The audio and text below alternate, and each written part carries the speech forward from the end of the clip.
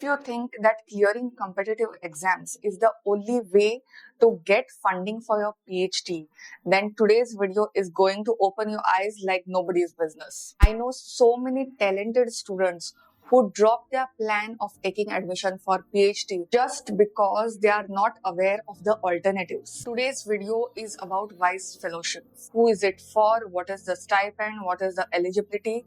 And why it is the most hidden opportunity of this country. It's an all for women fellowships. The scholarships that I'm going to speak about today, all are exclusively for women. If you have clicked on today's video, then hi, I'm Atya. I make high quality videos around research and higher education. I want this channel to be the largest community for researchers across the globe.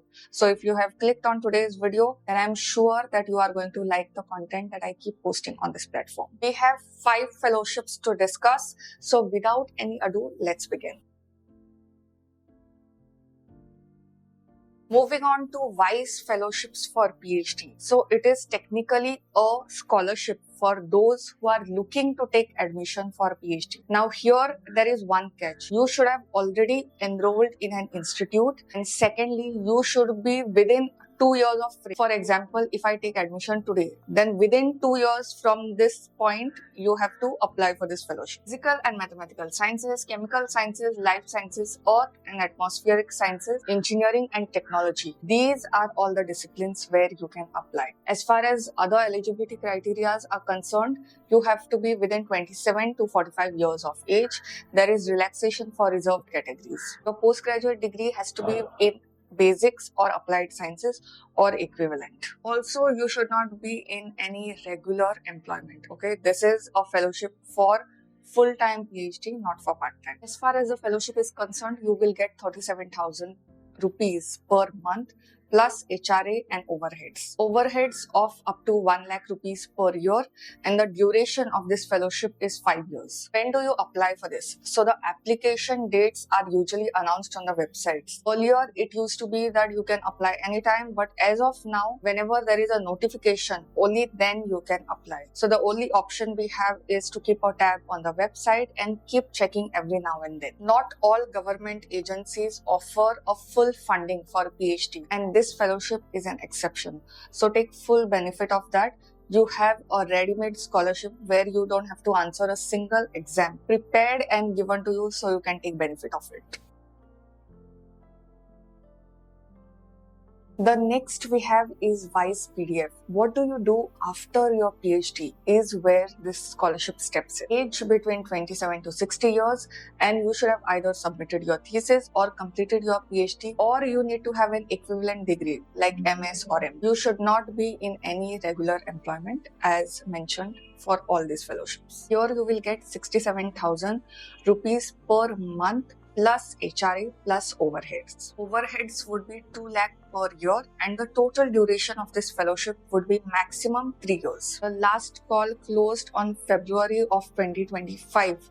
So I'm expecting the new call to open within 2 to 3 months of this year. So keep a tab on the website. All the links that I've mentioned in this video are available in the description as usual.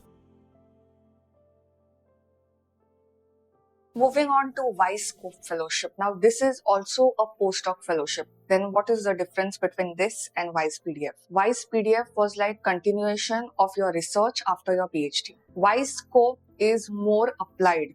Here, the focus is on applied societal benefit. So the disciplines which are present over here are also energy, water, waste, environment and climate, agricultural, health and nutrition, engineering and tech. From the name of the subjects only you can make out anything that will benefit the environment, anything that will benefit the society. That aspect of the research proposal will be checked more than the technique. Here you have 27 to 60 years of age and PhD or equivalent as for any other postdoc. Critical criteria over here, as I've already said, is lab to societal impact. You will get 55,000 per month plus HRA plus overhead for up to 3 years of duration. The application window generally opens from June to August.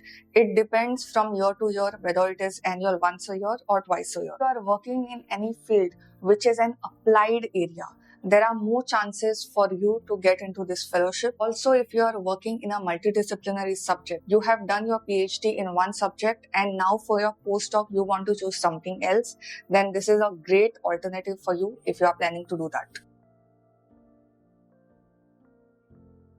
Moving on to Vidurshi Fellowship, which is for senior scientists, which are women. If you are working in the field of STEM or other allied areas, whether it is pure sciences or for societal benefit, then you are more than welcome to apply for this. You need a PhD in basic or applied areas. Here, your experience, the number of years experience you have in research is more of a weightage than just your research proposal. This particular fellowship is typically aimed at women in their senior level of hierarchy. There are two categories in which you can apply. First is retiring or retired scientist, where your age is between 57 to 62 years. Then you have category B, where you have women which are not in their regular employment. And the age limit for this is 45 to 62 years. You should be having a track record of publications as well as experience, which I have already mentioned. You will get 75,000 rupees per month if you belong to category A.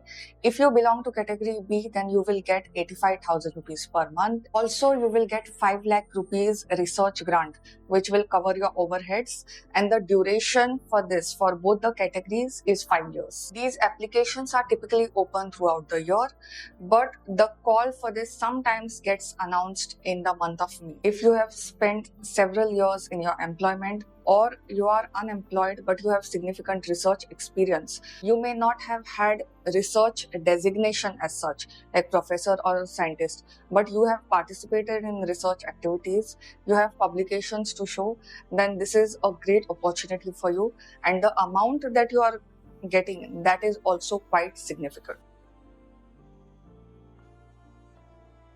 Now, what do you do if you are a women candidate in research and you are interested in a topic such as IPR, intellectual property rights? It is a booming topic considering that entrepreneurship and business has taken up its roots in India. The training in IPR will include IP management, patents, and it will cover all legal and technical aspects. It is a hands-on 12 months training. Age limit for this is 25 to 45 years.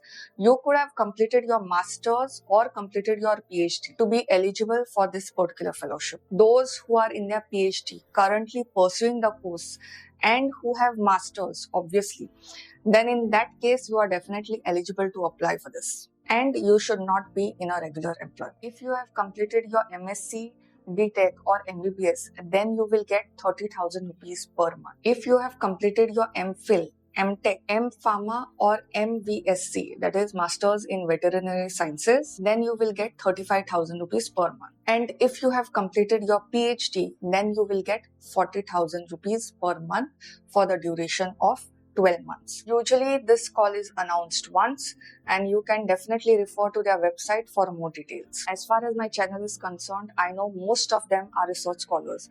In that case, this is a great opportunity. IPR, patents and associated things are booming so greatly because everyone is converting their intellectual property into a business. There are so many grants being offered by government. As I speak now, organizations are coming up with PhD fundings which get a definite commercial output. In such a case, if you are even enrolling for such PhDs, then you will definitely require IPR related laws and you will require a hands-on training. Everyone knows what a patent is, but how do you actually file for it? Let's say tomorrow you finish your PhD, you open a startup, you develop a product.